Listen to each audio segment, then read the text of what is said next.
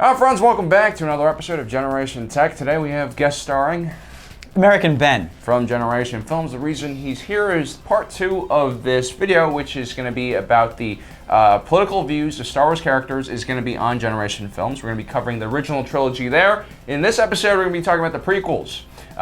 Just a warning, we're not going to be covering individuals like Anakin Skywalker in this video because we covered him in the original trilogy. We're also not doing Palpatine. Right, we have a whole video on Palpatine. We have a whole video, so if you want to learn about Palpatine and his political views, well, check out that video. But anyway, today we're going to begin with the prequels. Let's do this. Let's do this.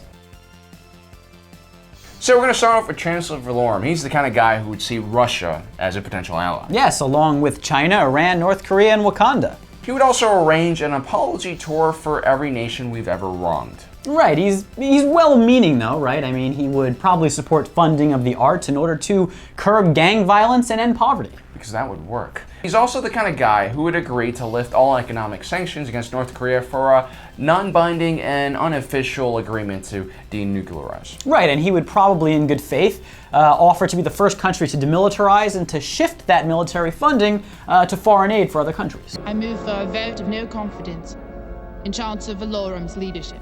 Ultimately, though, he would lose power after being caught at an orgy that he didn't really even want to be in. No, that sounds fun. Next up, we have Darth Maul, who of course would believe that the US should split from the UN. Forcing the UN to be halved in power. He would want the United States funding of NATO to be cut in half. He would support the bisection of families at the border. He'd want to send US Special Forces to the border to disembowel Mexican drug cartels.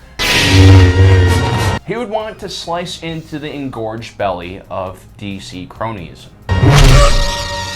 He'd want to take a stab at balancing the bloated budget by simplifying the tax code.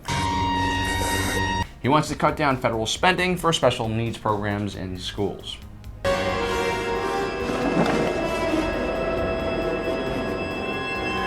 And of course, he's a huge fan of Oscar Pistorius' work. Next up, we have Count Dooku. Now, he would support electoral colleges because it takes away power from population centers. Right, and he would support secessionist movements and the breaking up of larger states like Texas and California. He also believes in a loose interpretation of the Constitution. Any rights not given to the federal government falls into the domain of states' rights. Right, and he'd want to privatize government institutions like infrastructure, the military, and the EPA. He would use our economic power as a weapon by giving predatory loans to smaller nations, which of course would create economic dependence. Okay, now we got Jar Binks. He doesn't support Trump's Muslim ban. Right, because it doesn't also include African nations, people from New Zealand, or handicapped people. Right, and also because it doesn't impose a height restriction. Yes, and he's against food allergy labels because he believes that it's nature's way of thinning the herd. He's against the FDA because he believes that life is like a box of chocolates. Sometimes you get syphilis and your arm falls off. Right, but at least he supports alternative forms of energy like whale and dolphin oil. He's against using animals for medical and cosmetic testing because they simply aren't as accurate as using political prisoners. Right, and he's a non-interventionist. He believes that ethnic cleansing is the best way to solve racial tensions. In the spirit of the Second Amendment, he believes in a preemptive, stand-your-ground attack. Right, and he believed that we can lower military casualties by using deceptively cute animals strapped with explosives as shock troops. Next up, we have MAce Windu, who would support mandatory drafts in order to prevent the youth from having too much fun. He would also ban liberal arts colleges. Oh yeah. He'd want to reform the 3-strike rule for criminal offenders into the 1 strike and then you start to lose your limbs rule. Right. He also believes that people who wear their pants below the waist should lose the right to wear pants. MAce Windu believes that poor people can lift themselves up from poverty by not being poor. Okay, and he also believes in gender equality. He's a very progressive guy, and he's not going to hesitate to punch a woman or a transvestite in the face. He doesn't believe in gender distinctions. He sees the gender spectrum as more of a scale of manliness. That's right. He also believes that stupid people and cyclists don't deserve basic human rights. Right, and he'd want to shoot flat earthers into orbit. Oh, that's messed up. Yeah, but so they can see Yeah, the... Yeah. Okay, now we're gonna go on to Qui-Gon Jinn. He's really pro-alternative energy, especially spiritual energy. Right, and he doesn't weigh in on the whole abortion thing because death is not the end. He has very libertarian views that kind of border anarchy. Right, he would open the door to all immigrants and refugees, even members of MS-13, because it's never too late to train someone not to be a murdering psychopath. Take Anakin as my Padawan learner. He also doesn't believe in estate tax because who knows, we might need that cash money in the next life. You see, Qui-Gon Jinn believes that everything is connected together. We shouldn't kill terrorists because we'd only be killing ourselves. He's anti-nationalism, borders, flags, labels, gender distinctions, shapes, colors. But he's pro-hallucinogenics. He also wants to save pandas from extinction by teaching them martial arts. Oh yeah, we've seen that happen before. Right, self-defense. Next up, we have Commander Cody, who's anti-AI research and proliferation. He wants to increase funding for the military and the VA. He's against automated household appliances. The second you let them into your homes and start letting them clean your underwear, you've lost the war against the machines. And he'd want to make sure that there's mandatory firearm training for children. He likes the idea of a national uniform. Right, and he believes in eliminating the gender pay gap by having more babies grown in test tubes so women don't have to take maternity leave. It's actually a good idea.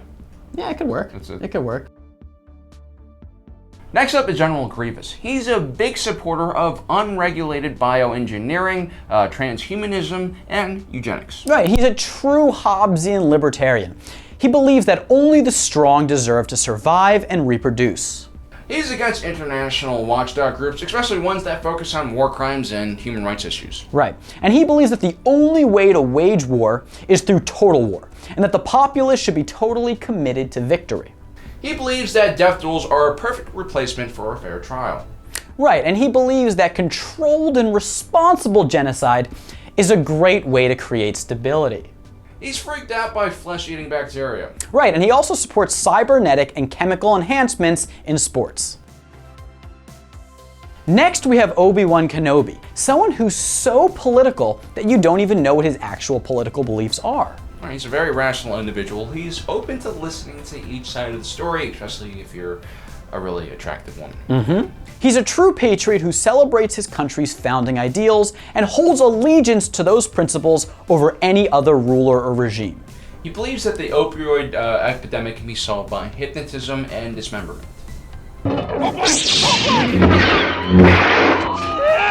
He believes that extreme religious cults are a plague on the galaxy without realizing that he's actually in one. He also really likes powerful women. Next up, we have Padme, who believes that we can end the Syrian refugee crisis by holding a fashion show. She also supports indigenous rights, but she doesn't want their children going to the same schools as her children. Padme is someone who would indignantly defend the free press until the tabloids start covering her battle with anorexia and her spice addiction. She's also a ruthless statesman. She alienates her political opponents by not inviting them to her parties and also gossiping behind their backs.